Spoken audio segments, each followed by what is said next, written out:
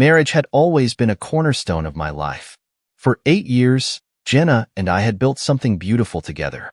From the outside, our life probably seemed like a slice of suburban perfection.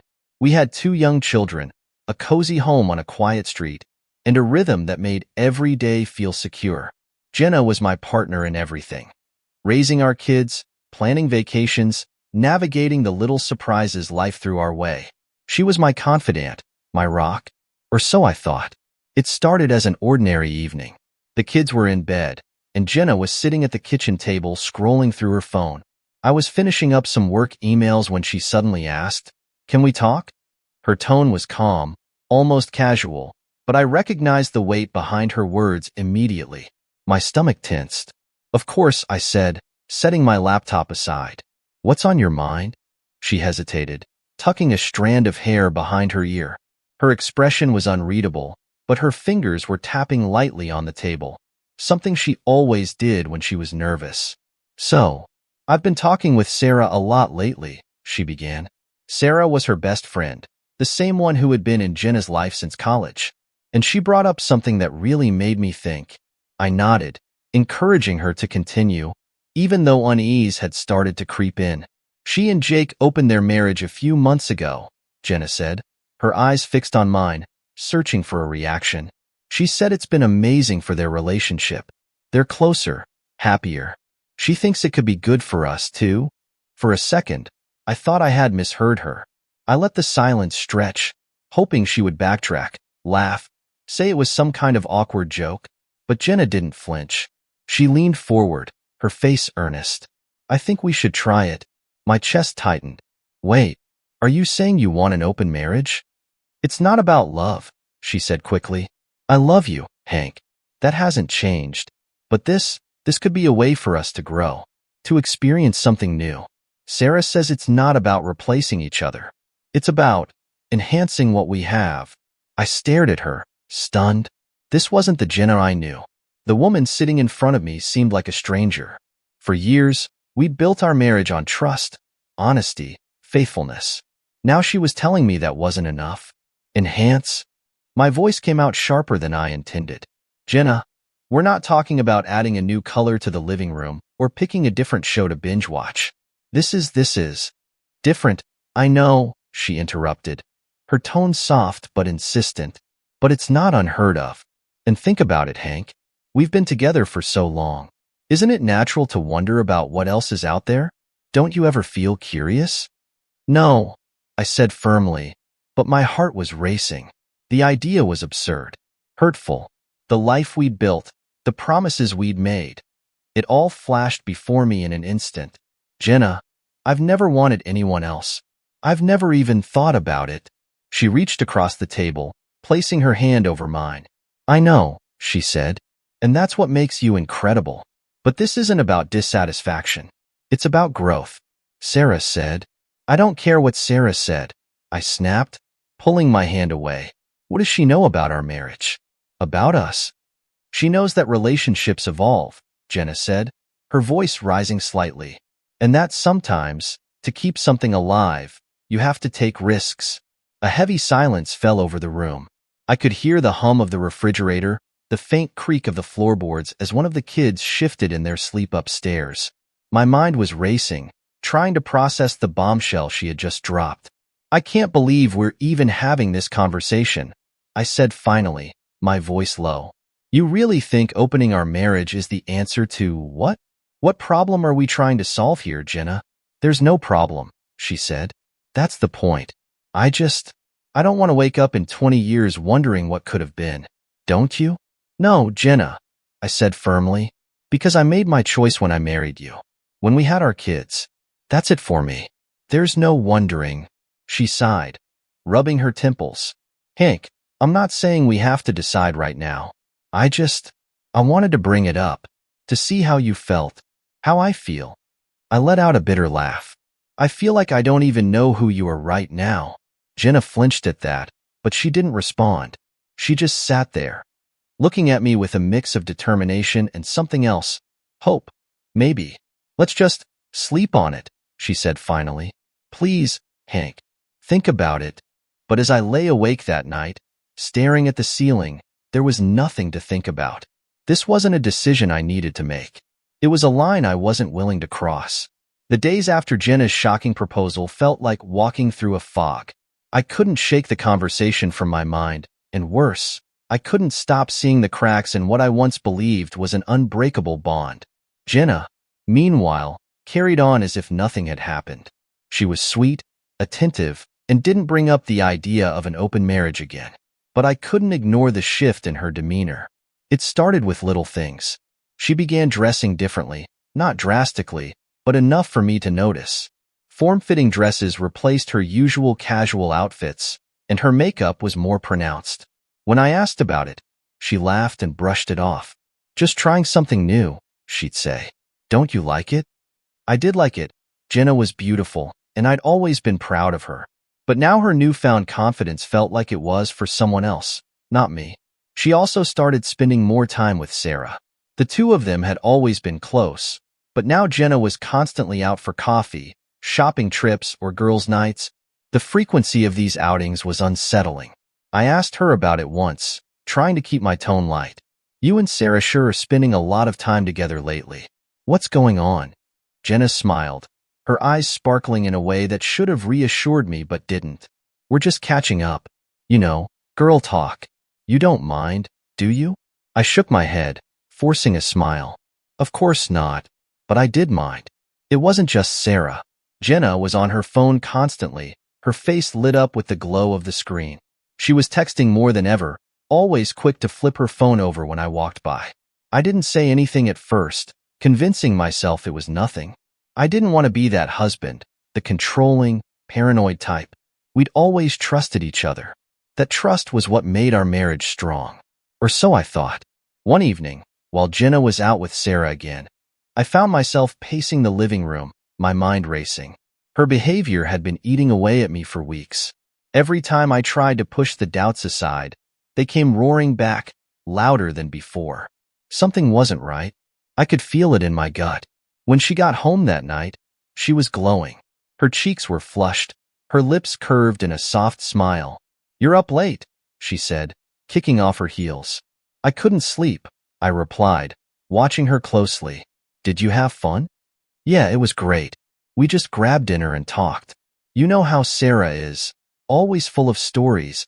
I nodded, but her casual tone grated on me. I wanted to believe her, but there was a part of me screaming that she wasn't telling the whole truth. The tipping point came a week later. Jenna had left her phone on the kitchen counter while she was upstairs giving the kids a bath. It buzzed, the screen lighting up with a notification. I wasn't trying to snoop, but my eyes landed on the message anyway. It was from someone named Tom, and it read, "Can't wait to see you again.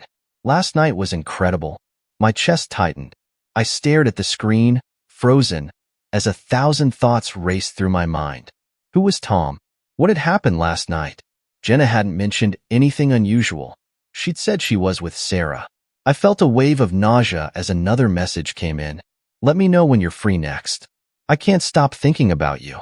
I couldn't stop myself. I grabbed the phone and unlocked it. Jenna's passcode was no mystery to me. My hands shook as I scrolled through the messages. The thread with Tom confirmed my worst fears. It wasn't just a flirtation. It was a full-blown affair. There were details I didn't want to see. Intimate things, messages that painted a picture of a relationship far beyond experimentation. He wasn't just someone Jenna had met recently. They'd been seeing each other for weeks, maybe longer. I set the phone down and took a deep breath, trying to keep the rage from boiling over. My first instinct was to storm upstairs and confront her, but something stopped me. I needed time to think, to plan. When Jenna came back downstairs, she didn't seem to notice my expression. She kissed me on the cheek, her lips soft and warm, and smiled. "The kids are finally asleep. You okay? You look tired." "I'm fine," I said, forcing a smile. "Just a long day." She nodded, settling onto the couch beside me, completely oblivious to what I'd just discovered. My stomach churned at her calm demeanor. How could she act so normal, knowing what she was doing behind my back? That night, I barely slept. As Jenna lay beside me, her breathing slow and steady, I stared at the ceiling, my mind spinning. The betrayal cut deeper than I thought possible. This wasn't just a fling. It was calculated, deliberate. And the worst part was that I still loved her. Despite everything, I loved her. But love wasn't enough anymore. I couldn't ignore what I'd seen. Jenna had made her choice. Now it was time for me to make mine. The next morning, I felt like a ghost in my own home. Jenna moved around the kitchen with her usual ease, preparing breakfast for the kids while humming softly to herself. It was as if nothing had changed for her, as if she hadn't shattered everything I thought we had built together. I watched her, my emotions a tempest under the surface. Anger, pain, confusion, and somewhere buried beneath it all, the tiniest flicker of hope that I was somehow wrong. "You're quiet today," she said, glancing at me over her shoulder as she flipped pancakes. "Everything okay?" "Yeah," I lied, forcing a smile. "Just tired." She nodded, seemingly satisfied, and went back to cooking. It was surreal, watching her carry on as if nothing had happened. How could she do this? How could she stand there, so calm and collected, when I knew the truth? I decided I couldn't confront her yet, not until I had more answers, more proof. If Jenna was capable of looking me in the eyes and lying, then I needed to be smart about how I handled this. That afternoon, I made a call to my old friend Mike. He worked in cybersecurity and had always been a bit of a tech wizard. If anyone could help me figure out what Jenna was up to, it was him. "Mike, I need a favor," I said, my voice low as I stepped into the garage for privacy. "Sure, man. What's up?" I hesitated, swallowing the lump in my throat. I think Jenna's cheating on me." There was a long pause on the other end of the line. "Damn, Hank, are you sure?" "I found some messages," I admitted, my voice shaking slightly. "But I need more. I need to know how far this goes." Mike didn't hesitate. "All right, I can set you up with something. A tracking app for her phone, maybe some email monitoring. You okay with that?" I hated the thought of spying on my wife, but what choice did I have? "Yeah, do it." By the end of the day, Mike had sent me everything I needed. An app that would give me access to Jenna's location, her messages, and even her call logs. It felt wrong, invasive, but I reminded myself that Jenna had already crossed the line. This wasn't about trust anymore. It was about truth. It didn't take long for the first piece of evidence to appear. That evening, while Jenna was in the shower, I checked the app. Sure enough, there were more messages from Tom. They were planning to meet the next day. During what Jenna had told me would be a lunch with Sarah, my stomach churned as I read the texts, the casual way she lied to me, the ease with which she coordinated her betrayal. Tom's messages were filled with anticipation, and Jenna responded in kind, her words dripping with excitement. The next day, I made up an excuse to work from home. Jenna left around noon, dressed impeccably in a way that made my heart ache. She kissed me on the cheek before heading out, her perfume lingering in the air. "Don't work too hard," she said with a smile. As soon as she was gone, I checked the app. Her location showed up at a hotel on the other side of town. My heart sank. This wasn't just a quick rendezvous. It was premeditated, deliberate. I grabbed my keys and drove to the hotel, parking a safe distance away. The app showed she was still inside. My mind raced with what I might find if I went in, what I might see, but I couldn't do it. I couldn't confront her yet. Not here. Not like this. Instead, I called Mike. "She's at a hotel with him," I said, my voice shaking. "I need pictures, proof. Can you help?" Mike sighed. "This is tough, Hank. But yeah, I can reach out to someone." Within an hour, I had photos. Jenna and Tom, laughing together in the lobby, his hand resting on her lower back as they entered the elevator. My world crumbled. When Jenna came home that evening, she was all smiles again. "Sarah and I had such a great lunch," she said, setting her purse down. "How was your day?" "It was fine," I replied, my voice even. "Nothing exciting." "Good," she said, leaning over to kiss me. Her lips were warm, familiar, and it made my stomach twist. How could she do this? How could she look at me, touch me, after what she'd done? I played along, pretending everything was normal. I laughed at her jokes, helped put the kids to bed, even kissed her goodnight. But inside, I was unraveling. Every touch, every smile, felt like a knife in my chest. Late that night, as Jenna slept beside me, I stared at my phone, scrolling through the photos Mike had sent. I saved them to a hidden folder, a small step in what would soon become a much bigger plan. This wasn't just about catching Jenna in her lies anymore. This was about ensuring she faced the consequences of her actions. I didn't know what the next few days would bring, but one thing was clear. The woman I thought I knew was gone, and I wasn't going to let her betrayal destroy me. The days that followed were a mix of calculated planning and emotional turmoil. I had to maintain the illusion that everything was normal, even as my heart felt like it was being ripped apart piece by piece. Jenna seemed blissfully unaware of the storm brewing beneath my calm exterior. Her laughter echoed through the house. Her kisses felt as warm as ever, and her touch was still familiar, but it all felt hollow to me now. Mike and I had established a system.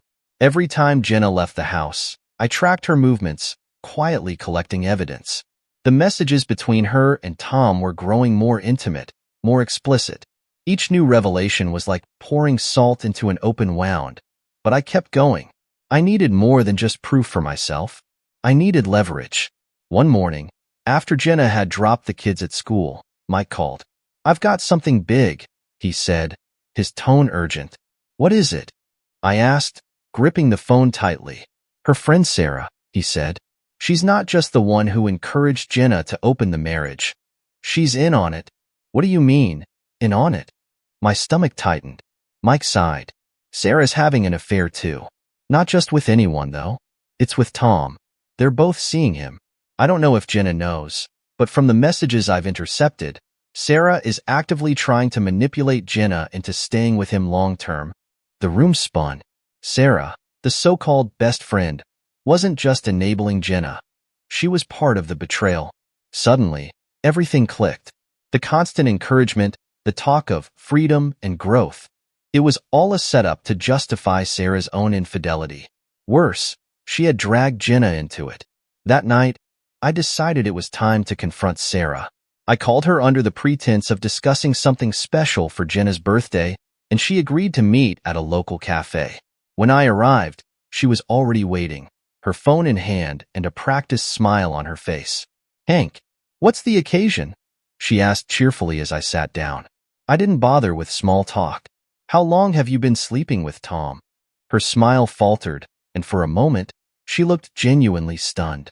"Excuse me?" "You heard me," I said coldly. "How long?" She recovered quickly, leaning back in her chair. "I don't know what you're talking about." I slid my phone across the table, showing her a series of screenshots, messages between her and Tom, photos of them together. Her face drained of color. This isn't what it looks like," she stammered. "Oh, I think it's exactly what it looks like," I said, my voice low but steady. "You encouraged Jenna to open our marriage, to explore. All the while, you were sleeping with the same guy. Did you think I wouldn't figure it out?" Sarah's composure cracked. "It wasn't like that," she said, her voice trembling. "I didn't mean for this to happen. You just what?" I interrupted. "Wanted to ruin 2 marriages instead of one?" She glared at me, her defiance returning. "You don't understand, Hank. People change. Relationships change. Jenna was suffocating. She needed this. She didn't need this," I shot back. "You needed her to justify your own garbage decisions. You used her."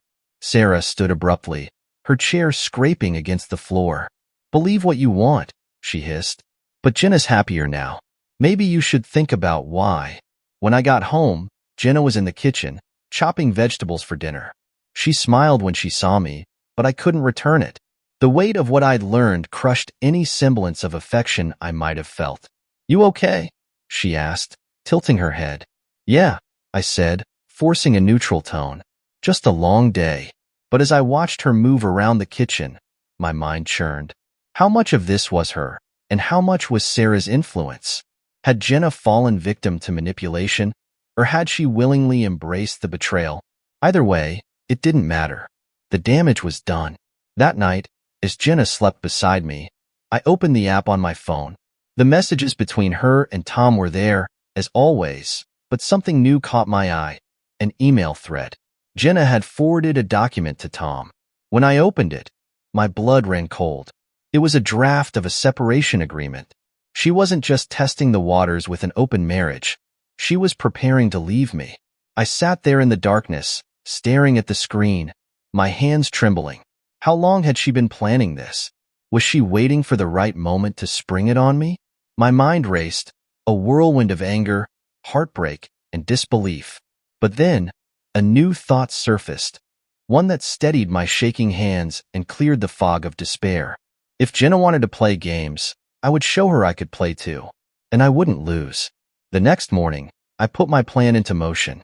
I called a lawyer, laid out everything I had, photos, messages, emails. They were shocked by the extent of the betrayal and assured me I had a strong case for divorce and custody. When I hung up, a sense of clarity washed over me. Jenna might think she had the upper hand, but she underestimated me. She thought I'd sit quietly, accept her terms, and let her rewrite the rules. But she was wrong. This wasn't just about saving myself anymore. This was about making sure she, and everyone who had a hand in this, faced the consequences of their actions. By now, the illusion of our happy marriage was nothing more than a fragile facade. Each morning, Jenna carried on as if life was perfect, kissing me goodbye, chatting about the kids, and making small talk at dinner. It was infuriating to see her act like the devoted wife when I knew the truth, but I played my role just as well. I smiled, laughed, and even kissed her back, all while carefully orchestrating my next move. I wasn't just going to leave Jenna. I was going to ensure she understood the weight of her betrayal and that she couldn't walk away unscathed. The first step in my plan was gathering irrefutable evidence. While Mike's tech wizardry had given me a treasure trove of digital proof, I needed more, something tangible that couldn't be dismissed or explained away. I hired a private investigator, Carlos, who specialized in infidelity cases.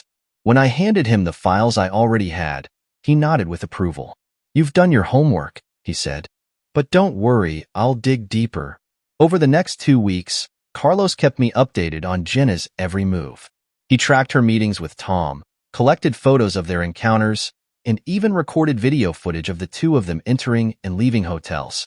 The evidence piled up, each new detail adding fuel to the fire that burned within me.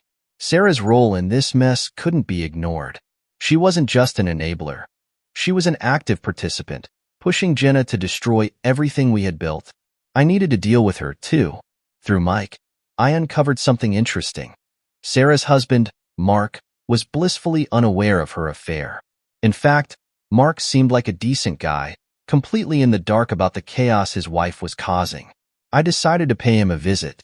One evening, after confirming that Sarah was out with Tom, I knocked on Mark's door.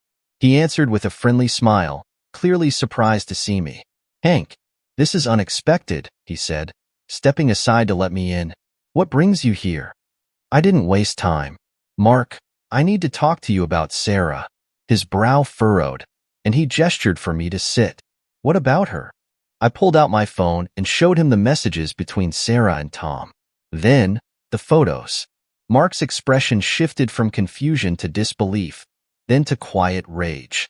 She's been lying to me," he said, his voice trembling. "For how long?" "Months," I said gently, "and she's been dragging Jenna into it, encouraging her to do the same." "I thought you deserved to know." Mark sank into his chair, staring at the evidence. "Thank you for telling me," he said after a long pause. "I don't know what I'm going to do, but I needed to hear this." I left Mark's house feeling a grim sense of satisfaction. Sarah might have thought she was untouchable, but her world was about to crumble, just like mine had. The final step was confronting Jenna, but not before I had everything in place. The legal team I'd hired assured me that I had a solid case for full custody of the kids, thanks to the mountain of evidence I'd collected. My lawyer, Maria, was confident that Jenna's infidelity and reckless behavior would work in my favor. "When you confront her," Maria advised, "do it calmly. Don't let her manipulate the narrative. Stick to the facts, and don't give her any ammunition to use against you." I nodded, steeling myself for what was to come. It was a Friday evening when I decided to make my move. The kids were staying at my parents' house for the weekend, giving me the privacy I needed. Jenna walked into the house after one of her girls' nights, looking radiant and carefree. "Hey, babe," she said, setting her purse down. "How was your day?" "Sit down, Jenna," I said, my voice calm but firm. She froze, her smile faltering. "What's wrong?" "Just sit," I repeated. Reluctantly, she sat at the kitchen table. I placed a folder in front of her, filled with printed messages, photos, and even a copy of the separation agreement she had sent to Tom. Her eyes widened as she flipped through the pages. "Hank, I can explain." "Don't," I interrupted. "Don't lie to me anymore, Jenna. I know everything. Tom, the hotels, the texts, all of it." She stared at me, her face pale. "It wasn't supposed to be like this," she whispered. "I didn't mean to hurt you." "You didn't mean to hurt me?" I laughed bitterly. "Jenna, you didn't just hurt me. You destroyed us. And for what? Some thrill? Some idiot who will drop you the second this gets complicated." Tears welled up in her eyes, but I felt no sympathy. "I've already spoken to a lawyer," I continued. "I'm filing for divorce, and I'm seeking full custody of the kids." Her head snapped up. "You can't do that." "I can and I will," I said firmly. "I have enough evidence to prove you're unfit to put them first. You brought this on yourself, Jenna." She broke down, sobbing into her hands. But her tears didn't move me. I had loved her once with everything I had, but that love was gone. All that remained was the resolve to protect my children and rebuild my life without her. The house was eerily quiet after Jenna stormed out that night. I sat at the kitchen table, staring at the folder of evidence that had just shattered what little remained of my marriage. Her reaction had been a mix of denial and panic, cycling between sobbing apologies and angry accusations. But I'd stood my ground, laying out the facts and refusing to engage in her emotional theatrics. Now, all that remained was the aftermath. The next day, Jenna called repeatedly. I ignored every attempt, letting her voicemails pile up. Her messages ranged from pleading, begging me to meet so she could explain everything, to threatening, warning me that if I tried to take the kids, she'd make me regret it. By the afternoon, her tone had shifted entirely. Her voice was soft, calculated. "Hank, I know you're angry," she said in her latest voicemail. "But this isn't just about us. Think about the kids. They need their mother. We can figure this out for them." I clenched my jaw, listening to her words. It was a masterful play, painting herself as the concerned mother while subtly trying to guilt me. But I wasn't falling for it. She had made her choices, and now she'd face the consequences. My lawyer, Maria, was a powerhouse. We met that afternoon to finalize the divorce papers and discuss the next steps for the custody battle. Maria had already reviewed the evidence and assured me that we had a strong case. "With everything you've provided, texts, photos, videos, it's clear Jenna hasn't prioritized the well-being of your children," Maria explained. "Courts don't look kindly on behavior like hers, especially when it's documented this thoroughly." "What about her argument that the kids need her?" I asked. "Will that hold any weight?" Maria shook her head. "Her actions undermine that claim. The evidence shows she was willing to put her desires above her family. We'll present it clearly and let the facts speak for themselves." Her confidence was reassuring. For the first time in weeks, I felt like I had some control over the situation. I hadn't spoken to Sarah since confronting her husband, Mark, but it didn't take long for the fallout from their end to reach me. 2 days after Jenna's meltdown, I received a call from Mark. His voice was strained, but there was a note of grim satisfaction beneath it. "Hank, I thought you'd want to know. I confronted Sarah. How did that go?" I asked, though I could guess the answer. "About as well as you'd expect," he said bitterly. "She admitted to everything. She tried to spin it, saying it was just for fun and didn't mean anything, but I wasn't buying it. I'm filing for divorce." I nodded, though he couldn't see me. "I'm sorry you're going through this." "Don't be," Mark said. "I'm grateful you told me. She's moving out next week. And I think you should know." She admitted to pushing Jenna into the open marriage idea, said it was her way of normalizing her own behavior. That revelation didn't surprise me. Sarah had been a poison in Jenna's life, feeding her lies and convincing her that betrayal was empowerment. But knowing that Sarah's world was falling apart brought me a small sense of justice. Jenna wasn't the type to give up easily. A few days after I served her the divorce papers, she showed up at the house unannounced. I opened the door to find her standing there, looking disheveled and teary-eyed. "Hank, please," she said, her voice trembling. "We need to talk." I stepped outside, closing the door behind me. "There's nothing to talk about, Jenna.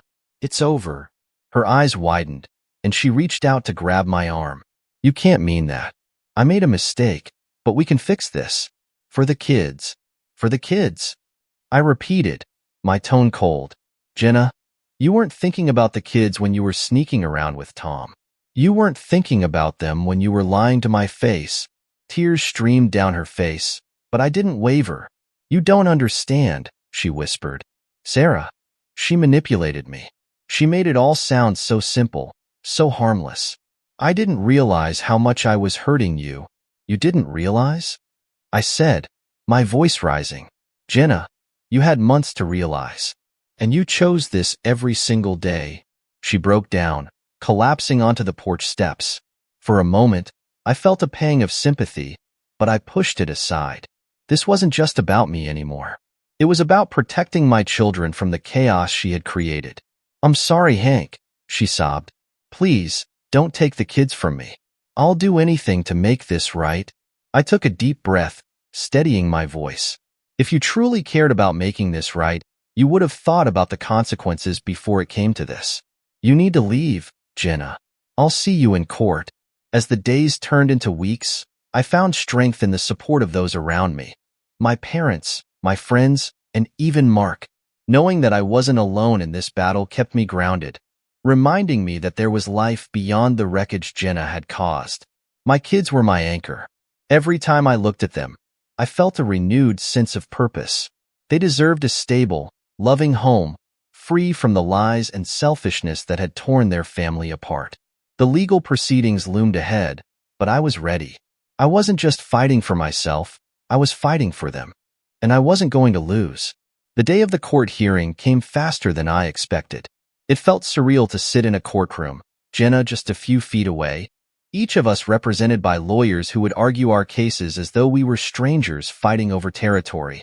The woman I had once loved more than anything was now my adversary, her betrayal carved into my soul like a scar that would never fade. I sat stoically as Maria presented our evidence, photos, text messages, and even video footage captured by Carlos. Jenna's lawyer tried to discredit the evidence, claiming it was invasive and one-sided, but Maria was relentless. She emphasized how Jenna's actions had jeopardized the stability of our home and the emotional well-being of our children. Jenna's demeanor was a mixture of shame and defiance. She kept glancing at me, as though searching for a hint of forgiveness, but there was none left to give. Midway through the hearing, Maria stood to introduce a new piece of evidence, an email exchange between Jenna and Sarah, uncovered just days earlier. As the emails were read aloud, the courtroom fell silent. In them, Sarah urged Jenna to push forward with the separation, calling it liberation and claiming that Tom had already mentioned wanting a more permanent relationship with her. The final email was the bombshell. Sarah revealed that she had been orchestrating the situation not just for Jenna, but for herself. "Once you're out of the picture, Jenna, it'll be easier for me to get what I want with Tom. He's starting to lose interest in sharing time with you. It's best if you let go now." Jenna's face turned ghostly pale. The betrayal from her so-called best friend was written all over her features. For the first time, she looked genuinely broken, not just by what was happening in court, but by the realization that she had been nothing more than a pawn in Sarah's twisted game. Her lawyer scrambled to recover, but it was too late. The judge's expression hardened as he absorbed the depth of manipulation that had been at play. After a short recess, Jenna approached me in the hallway outside the courtroom. Her eyes were red-rimmed, her face streaked with tears. She looked nothing like the confident woman who had once sat across the dinner table from me, trying to sell me on the idea of an open marriage. "Hank," she said, her voice barely above a whisper. "I didn't know. About Sarah. About any of it." I stared at her, my expression unreadable. "Does it matter now?" Her lip quivered, and fresh tears spilled down her cheeks. "It does to me. I thought I was doing the right thing. I thought this was what I needed to be happy, but it wasn't. None of it was. Your choices hurt our family, Jenna, I said, my voice firm but calm. And now you're finally realizing that those choices have consequences. She nodded slowly, her shoulders slumping in defeat. I just don't want to lose the kids, she murmured. Please don't take them from me. I'll do what's best for them, I replied, turning to walk away. Not for you. Not for me. For them. When the judge finally delivered the ruling, I felt a weight lift from my shoulders. I was granted primary custody of our children, with Jenna allowed supervised visitation until she could demonstrate a stable and trustworthy environment. The judge made it clear that her actions had compromised her role as a parent, though he stopped short of cutting her out of their lives entirely. Jenna wept openly as the decision was read. I felt no triumph, only relief. This wasn't about winning or losing. It was about protecting the people who mattered most to me. News of Sarah's betrayal spread quickly, thanks to Mark, who wasn't shy about airing her dirty laundry to their circle of friends. Within weeks, Sarah's social standing crumbled. Tom, unsurprisingly, vanished from both their lives, leaving Sarah to pick up the pieces of her shattered world alone. Mark and I had shared beers a few times since the hearing, bonding over our shared experiences. You know, he said one evening, Sarah thought she was playing everyone. Turns out, she played herself. I raised my glass. Here's to that. The months that followed were a whirlwind of adjustment. Raising the kids on my own was no small feat, but I found a strength I didn't know I had. Every laugh, every hug, every bedtime story reminded me why I had fought so hard to protect them. Jenna tried to make amends. She sent letters, apologizing over and over, begging for another chance. But I never replied. Forgiveness might come in time, but reconciliation was off the table. She had made her choices, and I had made mine.